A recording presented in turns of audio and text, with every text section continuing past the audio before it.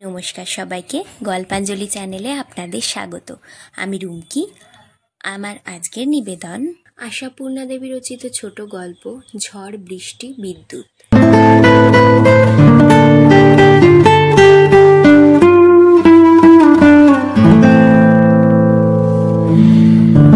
অবশেষে সেই ঘটনাই ঘটল, সেই ভয়ঙ্কর নির্লজ্জ দুর্ঘটনা, যার আতঙ্কটা এতদিন ধরে একটা ছুঁচলো ছুরির মতো সংসারের পাঁজরে বিঁধে বসেছিল।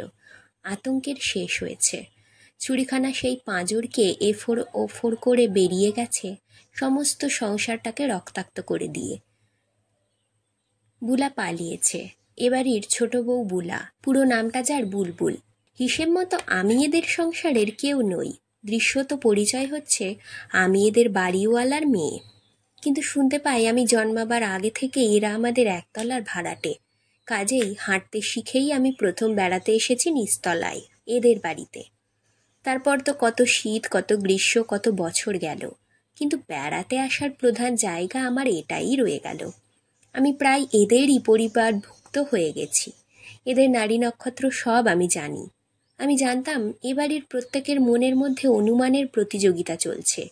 বিধনও ছুরিখানা সত্যি এত ভয়াবহ নৃশংসতা করবে না কোনো এক সময় তীক্ষ্ণতা হারিয়ে শিথিল হয়ে খুলে পড়বে। অথচ এ নিয়ে স্পষ্ট আলোচনা কেউ কোনোদিন করেনি কারণ করতে পারেনি। কেন পারেনি তাও আমি জানতাম। বুলাকে চটাতে চাইতো না কেউ। বুলার কাছ থেকে সবাই সেবা পায়, যত্ন পায়, কাজ পায়। বুলা নইলে কারো চলে না। বুলার শ্বশুর রাজেনবাবু দিনে দুবার নির্দিষ্ট সময় ধরে ডাকতেন, ছোট বৌমা। বুলা তাড়াতাড়ি বলে উঠত, যাই বাবা। আমি বুঝতাম বুলা এখন ওর শ্বশুরের হাঁটুতে কবরেজি তেল মালিশ করবে অনেকক্ষণ ধরে। রাত্রে বুলা এসে ডাকত, বাবা ঘুমিয়ে পড়লেন নাকি? রাজেনবাবু গলাটা কেমন একরকম সুরে ঝেড়ে নিয়ে বলতেন, না, এই ঘুমটা এসেছিল। বুলা ফ্লানেলের টুকরো আর কাঠকয়লার আগুন নিয়ে ঘরে ঢুকত। ঘুমের আগে হাঁটুতে সেঁক দিয়ে গরম কাপড় জড়িয়ে তবে ঘুমন রাজেনবাবু। বুলার শাশুড়ি সুশীলাবালা দিনে 356 বার ডাক দিতেন, ছোট বৌমা। সবগুলো ডাকের হিসেব দিতে পারি না। আমি জানতাম সুশীলাবালা বেশিরভাগই এমন সব কাজে ডাকেন যার জন্য না ডাকলেও চলে। যেমন, ছোট বৌমা, কাল থেকে আমার পানে সুপুরি কম দিও। ছোট বৌমা, আমার বিছানাটা একবার রোদে দিলে পারো। ছোট বৌমা, ভিজে কাপড়গুলো সব মেলা হয়েছে। ছোট বৌমা, তখন সদরে কে করা নাড়ল? নিদেন পক্ষে এ কথাও বলবেন, ছোট বৌমা, ঘরে আজকাল পিঁপড়ের উপদ্রব এমন বেড়েছে কেন বলো তো? বুলার বিধবা বড় যা ডাকতেন দিনে অন্তত 999 বার, বুলা উনুনটা ধরিয়ে দাও এবার। বুলা, চায়ের জল ঝাঁপিয়েছ? বুলা, এখনো তোমার কুটনো কোটা হয়নি? বুলা, ময়দাটা কখন মাখবে? বুলা, হাত চালাও চটপট। বুলার আইবুড়ো ননদ উষা বুলার চাইতেও যে বয়সে বড়, আর বুলার বিয়ের আগে থেকেই যে বিছানায় পড়ে আছে, সে চিঁচি গলায় যখন তখন ডাকে, ছোট বৌদি, তোমার হলো? বুলা তাড়াতাড়ি কাছে যাই, বলে, কি উষা, কি? উষা মুখ ঝামটে বলে, কিচ্ছু না, কিছু বলিনি। বিধবা বড় জায়ের অনেক বয়সের অনেকগুলি ছেলে মেয়ে। তারা প্রত্যেকেই অনেকবার করে ডাক দেয়, ছোট কাকি, ছোট কাকি, আমার নীল খাতাটা যে এখানে ছিল। ছোট কাকি, আমার বেলটা কোথায় রেখেছ? ছোট কাকি, আমার স্কুলের বেলা হয়ে গেল। আরে ছোট কাকি, দেখো না, ও আমায় মারছে। ছোট কাকি, আমার ফিতেটা বেঁধে দিয়ে যাও না। ছোট বৌমা, ছোট বৌদি, ছোট কাকি, একই নামের হেরফের। কথাগুলোও একই ভাবের, একই সুরের, শুধু অক্ষরের হেরফের। তবু বুলাকে আমি কোনোদিন রাগতে দেখিনি। বুলা সব দিন সব সময় হাসছে, সব সময় কাজ করছে, সব সময় ছেলেদেরকে বকছে, ধমকাচ্ছে, ফিতে বেঁধে দিচ্ছে, জামায় সাবান লাগাচ্ছে। উষা যেন ওর চাইতে ছোট, এইভাবে তাকে ভোলাচ্ছে। আমার কাজও করে দিয়েছে কতদিন, ডেকে সেধে। ও কি ভাই, সেফ টিফিন দিয়ে জামা পরেছ কেন? দাও, বোতাম বসিয়ে দিই। আমি না না করলে হাসতো। ইস, মেয়ের কি লজ্জা। এই বুলা, একে চট করে চটানো যায় না। তাই বুলার পাশের বাড়ির জানালা দেখায় চাঞ্চল্য দেখে আড়ালে আড়ালে শুধু এক আধটা মন্তব্য, শুধু সংসারের প্রত্যেকটি সদস্যের মধ্যে অর্থপূর্ণ দৃষ্টি বিনিময়। সে দৃষ্টির অর্থ হচ্ছে, এই মেয়ে আর ঘরে থেকেছে। বড় জায়ের বড় মেয়েটা যে সবে 9 উঠল, সেও যোগ দেয় এই দৃষ্টি বিনিময়ে। সেও কোনো সময়ে এসে ফিসফিস করে, ছোট কাকির একটা খামি চিঠি এলো। বলে, ও বাড়ির বিজু কাকার যেন আর কাজ নেই, খালি ছোট কাকির ঘরের জানালার দিকে তাকিয়ে আছেন। এর জানালা খোলা তো? সুশীলাবালা হিস হিসিয়ে বলে ওঠেন, খোলা তো সব সময়।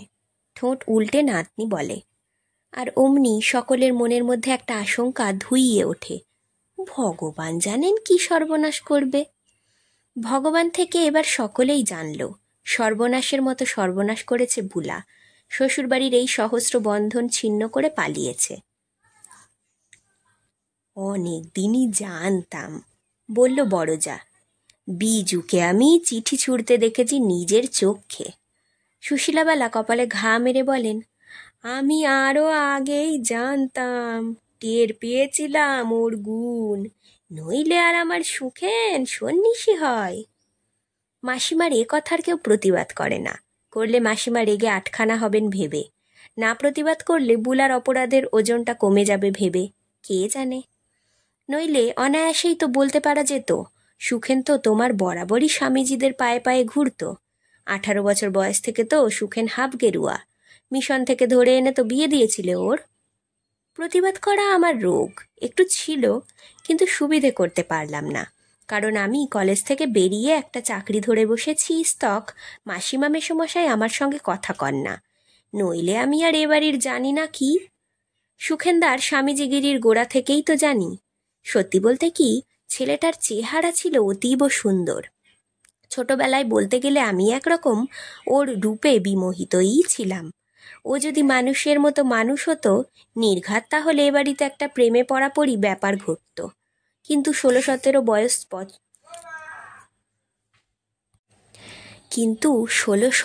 বছর বয়স থেকে ওর ওই পাকামি দেখা দিল। ওর স্বামীজিগিরি, ছুটি হলেই মঠে মিশনে ছোটা, যত সব ধর্মগ্রন্থ আর মহৎ জীবনী এনে পড়া, মেয়েদের দিকে তাকিয়ে না দেখা, এই সব নানা দুর্লক্ষণ। আমি প্রথমটাই ঠাট্টার চোটে ওর ঘাড় থেকে ভূত নামাতে চেষ্টা করেছিলুম, কিন্তু দেখলাম সুখেন একেবারে বেদম সিরিয়াস। হাল ছেড়ে দিয়ে লেখাপড়ায় মন দিলাম। ওদিকে ক্রমশ সুখেন পাকামিতে আরও দুরস্থ হয়ে উঠল। চিন্তায় পড়ে মাসিমা ওর বিয়ের ঠিক করলেন, আর বিয়ের আগের দিন সুখেন ভাগল।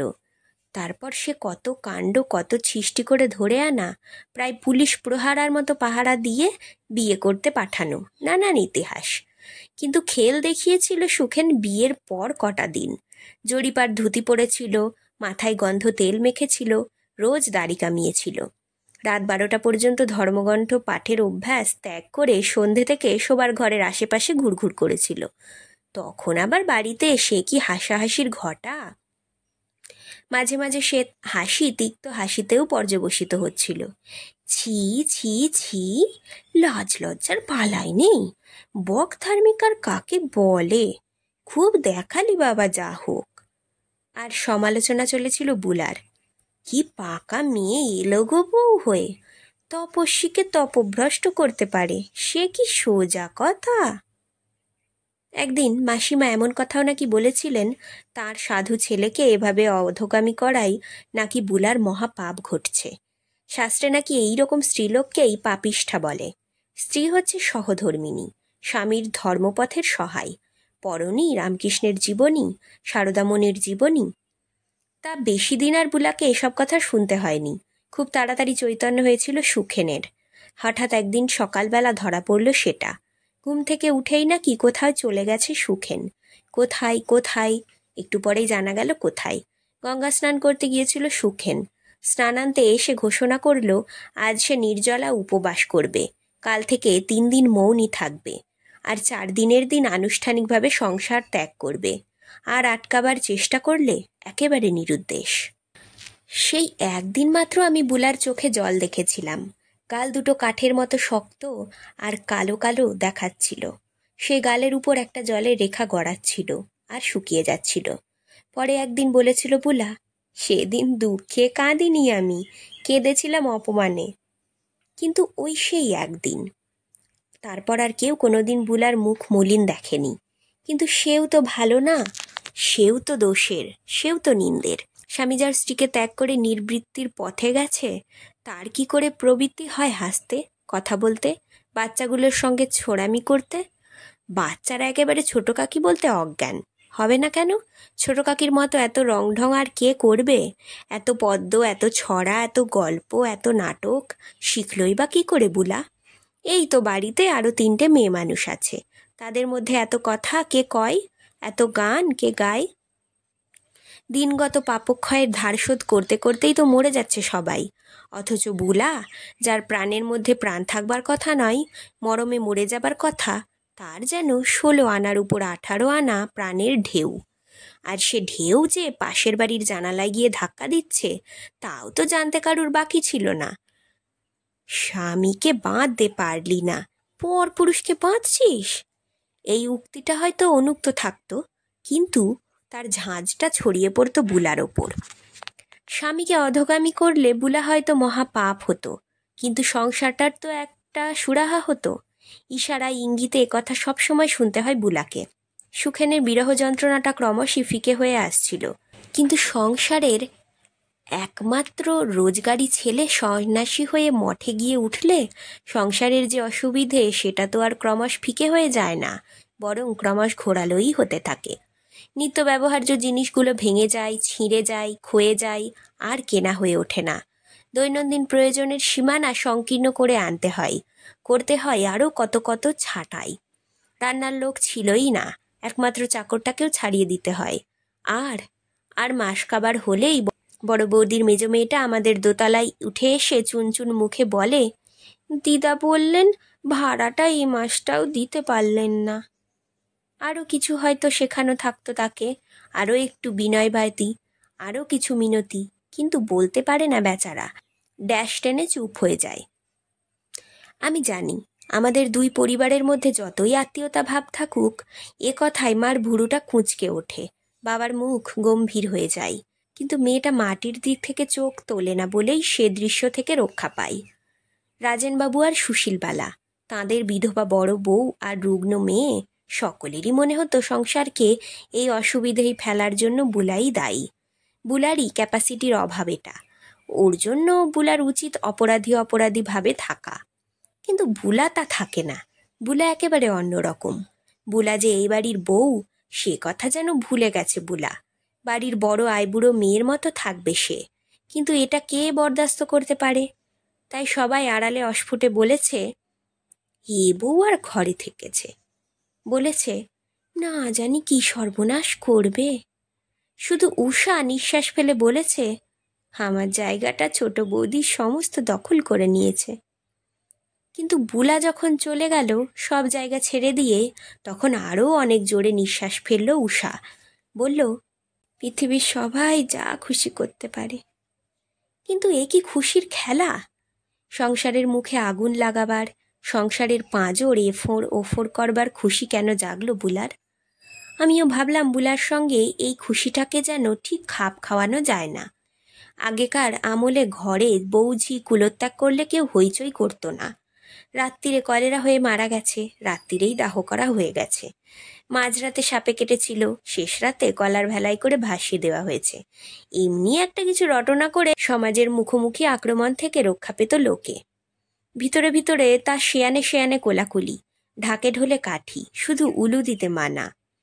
এখন সমাজ নেই, চাঁদ যাবার প্রশ্ন নেই, তাই মিঠে রটনারও প্রয়োজন নেই।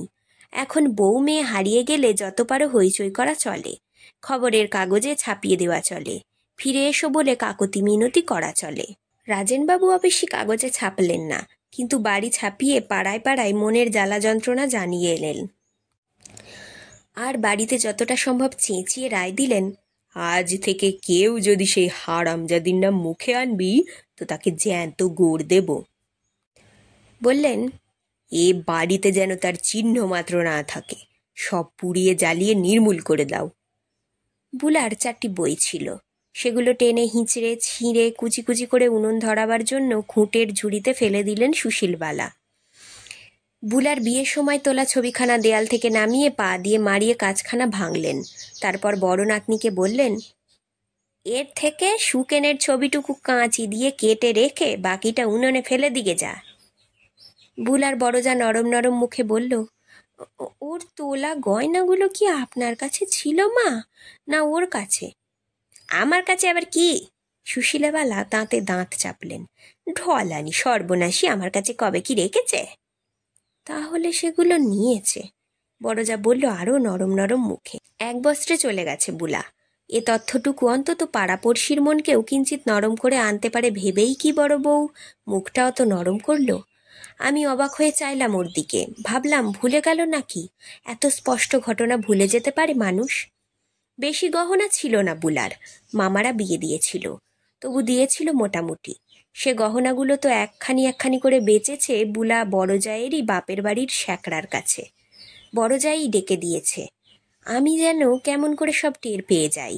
গয়না বেচার সময় বড়জা যে প্রথমটাও অপ্রভৃত হয়ে না করেছিল এ কথা আমি জানি, আর বুলা যে একটা অদ্ভুত যুক্তি দিয়ে সে আপত্তি খণ্ডন করেছিল সেও জানি। বুলার নাকি গহনা পরতে ভালো লাগে না, আর পরতে যখন ভালোই লাগে না তখন নিয়ে কি হবে? বাক্সে পড়ে পড়ে পচবে বই তো নয়। এত সব কথা বড় বৌদি কি করে ভুলে গেল ভেবে আমার অবাক লাগলো। কিন্তু কিছুতেই কেন তখনই মনে করিয়ে দিতে পারলুম না কে জানে। উষা আমারই বয়সী, উষা ছোট বৌদি বলতো, কিন্তু আমি বলতাম না। আমি বুলা বলতাম তুমি এত খাটো কি করে বলো তো? বুলা হেসে বলতো, খাটো মানুষদের যে খাটাই শর্ত, না খাটলে কি নিয়ে তারা থাকবে বলো তো? বুলা, সুখেন্দাকে একটা চিঠি লিখবো? হার লোক হাসিও না ভাই, কিন্তু স্ত্রী সংসার বুড়ো বাপ মা সকলের দায় এড়িয়ে সন্ন্যাসী হওয়াই কি ধর্ম? ধর্ম এ কথা আবার কখন বললাম? চৈতন্য করে দেওয়া উচিত নয় ওকে? বুলা হেসে উঠে বলতো, অচৈতন্য হওয়াই যার লক্ষ্য, তাকে একখানা চিঠির ঢিল ফেলে চৈতন্য করাতে পারবে? বুলা চলে যাওয়ার পর থেকে ওদের ওখানে আমার যেতে ইচ্ছে করে না, কিন্তু আরও বেশি বেশি যেতে হয়। বাড়ি ভাড়া যত জমছে মা ততই আমাকে আদর করে করে ডাকছেন, আর সংসারের যত অভাব অভিযোগের কথা বলছেন কেঁদে কেঁদে। কাঠ হয়ে বসে বসে শুনতে হয় আমাকে। মাসিমার সমস্ত কাপড় ছিঁড়ে গেছে, আর কিনতে পারা যাচ্ছে না। মেসোমশাইয়ের আর ওষুধ আনা হয় না। বড় বৌদির ছেলে মেয়েদের স্কুল ছাড়িয়ে নেওয়া ছাড়া গতি নেই, আর উষা তো স্রেফ পত্তির অভাবেই তিলে তিলে মৃত্যুর মুখে এগিয়ে যাচ্ছে। না, কথাগুলো সুশীলাবালার বানানো নয়। রাজেনবাবুর প্রভিডেন্ট ফান্ডের টাকাগুলো ফুরিয়ে যাওয়ায় স্তক সংসারের দারিদ্র্যের চেহারা কর্দর্য হয়ে উঠছে, দেখতে পাচ্ছি চোখের ওপর। এ আক্ষেপগুলো বানানো নয়, বানানো হচ্ছে শুধু শেষ আক্ষেপটা। কি জানি কি কান লাগিনীর ঘরে এনেছিলাম মা, সংসারটার বিষে জড়ো জড়ো হয়ে গেল। অর্থাৎ এইসব কিছুর জন্যই বুলা দায়ী। ভয়ানক একটা রাগ হতো, কিন্তু কি বা করার? বুলার হয়ে কিছু বলবার জো কি? বুলার হয়ে তো দূরের কথা, বুলার কথাই কি বলবার জো আছে? বুলা যে লুকিয়ে অফিসে আমার সঙ্গে দেখা করেছে, আর বুলা সিনেমায় নামবে বলে বাড়ি থেকে পালিয়ে এসেছে, এ গল্প উষার কাছেও করতে সাহস করিনি। কিন্তু এ গল্প কি চাপা থাকে? আগুন কি আত্মপ্রকাশ না করে ছাড়ে? খবরের আগুন এসে লাগলো রাজেনবাবুদের বাড়ি। বড় বৌদির বড় মেয়ে নিয়ে এলো সেই আগুন। বুলা সিনেমায় নেমেছে। কোনো এক সিনেমার পত্রিকায় ছবি দেখে এসেছে সে। নবাগতা বুলা ব্যানার্জির ভাবে ভরা হাসি ঝরা মুখের ছবি। সাহিত্যিক বিজয় বোসের লেখা বইতে বুলার অভিনেত্রী জীবন শুরু।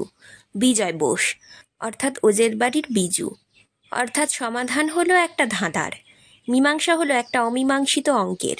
বুলা চলে যাওয়া থেকে আজ পর্যন্ত যেটা জিজ্ঞাসার প্রশ্নের মতো তীক্ষ্ণ হয়েছিল।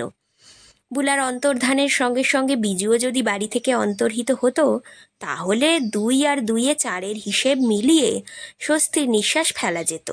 কিন্তু তা তো হয়নি। বিজু দিব্যি বাড়ি বসে আছে, অবিকল অবিচল। অতএব কি আর করা যায়? বিজুদের বাড়ি গিয়ে তার বাপ মাকে যাচ্ছে তাই করা যায় না। যায় না পাড়ায় পাড়ায় বলে বেড়াতে, পারা যায় শুধু এ বাড়ির লোকদের ও বাড়ি যাওয়া বন্ধ করতে। বিজু সাহিত্যিক, বিজুদের বাড়িতে অগাধ পত্রপত্রিকা, তাই বড় বৌদির মেয়ে দুটোর ওইটাই ছিল পড়ে থাকবার জায়গা। আর বিছানার রোগী উষারও ও বাড়িটা ছিল লাইব্রেরি। ওই পাজিটার বাড়ি যদি আর যাবি তো ঠ্যাং খোড়া করবো তোদের, বলে রেখেছেন রাজেনবাবু নাতনিদের। অতএব ওদের অসুবিধা ঘটছে বিস্তর, কিন্তু লুকোচুরির ছিদ্রপথ বন্ধ করার মতো আইন আর পৃথিবীতে কবে কোথায় হয়েছে। সেই পথেই অগ্নিস্রাবী খবরটা এসে পৌঁছালো এ বাড়িতে। উত্তেজনার মাথায় ভুলে গেল এরা কোথা থেকে জানলি উত্তর দিতে হবে। কই আনতো সে বই দেখি, বলল বড় বৌদি। মেয়েরা এনেছিল আগেই, এখন বিছানার তলা থেকে বার করে দেখালো। দেখল বড় বউ, দেখল তার বাকি ছেলে মেয়েরা, দেখল উষা। কারাকারি পড়ে গেল ছবি নিয়ে, বাঁচানো গেল না কর্তাগিন্নির কান। বোমার মতো ফেটে পড়লেন সুশীলাবালা। কি বললে বৌমা? বললেন, সেই লক্ষ্মী ছাড়া নষ্ট মেয়ে মানুষটার কথা নিয়ে এখনো এত কথা কেন তোমাদের? জাহান নামে যাক সে, নরকে যাক, তার ছবি এনে বাড়ি ঢুকিয়েছ তোমরা কোন লজ্জায়? দূর করে ফেলে দাও, মুখখানা আস্তা করে ঘষতে দাও পা দিয়ে। রাজেনবাবু পাগলের মতো হাত পা ছুঁড়ে চেঁচাতে লাগলেন। কোথা থেকে জানলি? বল বল, কোথা থেকে জানলি? জবাব দে। জবাব দেবার ক্ষমতা অবশ্য ওদের আর থাকে না। রাজেনবাবু চেঁচাতেই থাকেন। কেটে রক্তগঙ্গা করব সব কটাকে, খুন করে ফাঁসি যাব। আলোচনার আর প্রসঙ্গ জুটছে না। জগতে ঘেয় কুকুর নেই, পচা ইঁদুর নেই, নেই কৃমিকীট, নর্দমার পোকা, তাদের নিয়ে আলোচনা করতে পারো না। এরপর সত্যিই বন্ধ করতে হলো লুকোচুরি, সত্যিই এ বাড়িতে বন্ধ হলো বুলার প্রসঙ্গ। কিন্তু রাস্তার দেয়ালে দেয়ালে যে বুলার মুখের প্রস্টার, নবাগতা, কিন্তু মুখখানা যে দেখবার মতো। দেশত্যাগী হতে হবে এবার, বললেন রাজেনবাবু। গলায় দড়ি দিতে হবে এবার, বললেন সুশীলাবালা। আর উষা শুয়ে শুয়ে ভাবে, দেশত্যাগী হবার ইচ্ছেটা বাবার যদি আরও অনেক উগ্র হতো। বাবা গেলে মা নিশ্চয় সঙ্গ ছাড়বে না, আর উষাকে কি ফেলে রেখে যাবে মা বাপ? কিন্তু রাজেনবাবুর ইচ্ছের চাইতে সুশীলাবালার ইচ্ছেটা যদি বেশি জোরালো হয়, বোধ করি অনেকক্ষণ ভেবে উষা আমার কাছে বলেছে নিঃশ্বাস ফেলে, কি মনে হয় জানো রানু, তাতেও বুঝি কিছু বৈচিত্র্য হবে আমার, তবু তো বাড়িতে কিছু বদল হবে। বললাম, বুলা চলে গেল, অত বড় বদল হলো। উষা বলল, চুপ চুপ, সর্বনাশ, মুখে এনো না ও নাম, গলা কাটা পড়বে তোমার। কিন্তু বুলা আছে হাতের বাইরে, বুলার বোধ করি ভয় নেই গলা কাটা পড়ার। তাই সেই নাম স্বাক্ষর করে জলজান্ত একটা চিঠি পাঠিয়ে বসে এ বাড়িতে। এ বাড়িতে একবার আসতে চাই বুলা, একবারটি দেখা করতে চাই এদের সঙ্গে। কি বললি? আসতে চাই, দেখা করতে চাই? সেই অনুমতি চেয়ে চিঠি দিয়েছে? উফ, মেয়ে মানুষের এত দুঃসাহস, এত বড় বুকের পাটা! বললেন রাজেনবাবু, বললেন সুশীলাবালা, বলল তাদের বাড়ির বড় বউ। ছোট বউয়ের আস্পর্দা দেখে অজ্ঞান হয়ে গেল সবাই।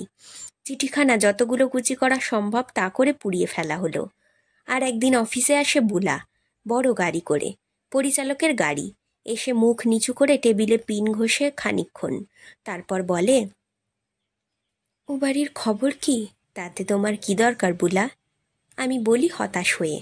বুলার চোখে জল টলটল করে, সেই হাসি খুশি বুলা। আমি বলি, ওরা তোমার নাম মুখে আনে না বুলা, তোমার চিঠি ছিঁড়ে পুড়িয়ে দিয়েছে।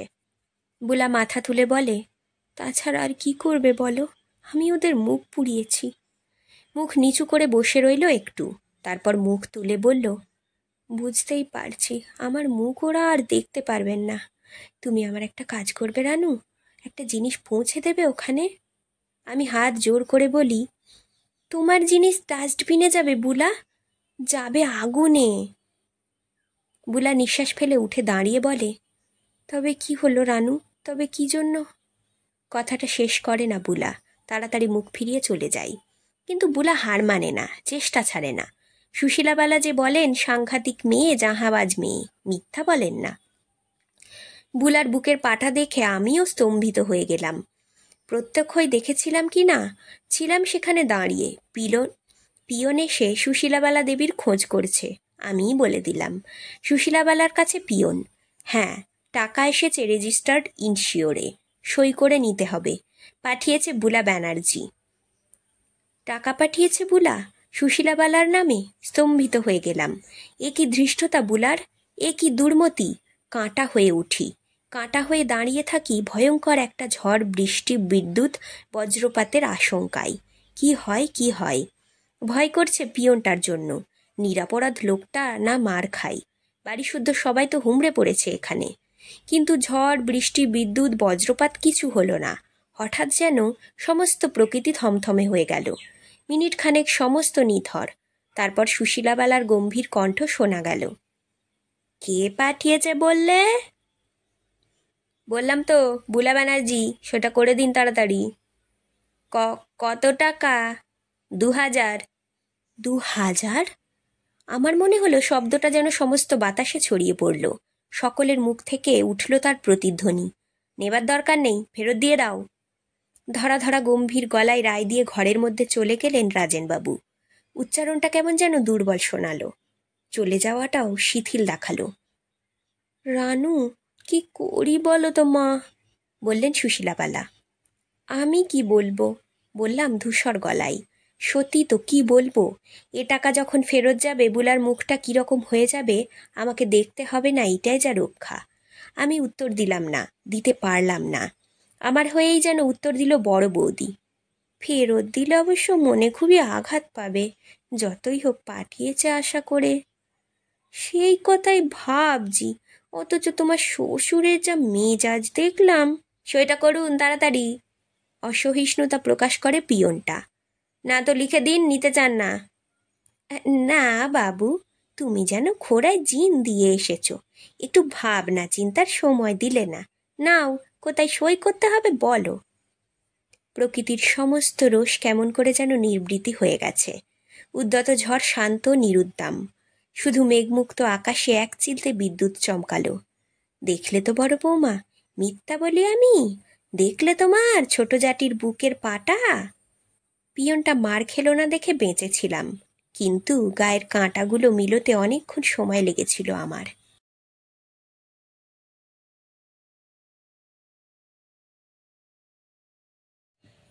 আজকের গল্প পাঠ এখানেই শেষ। গল্প পাঠ ভালো লাগলে অবশ্যই একটা লাইক দিয়ে যাবেন, আর নিজের চেনা পরিচিত মানুষদের সাথে শেয়ার করে দেবেন। আর আজ যারা নতুন আমার চ্যানেলে, অবশ্যই সাবস্ক্রাইব করবেন। আপনার একটি সাবস্ক্রিপশান আমাকে আরও অনেক নতুন গল্প পড়তে অনুপ্রেরণা যোগাবে। ধন্যবাদ, ভালো থাকবেন সবাই।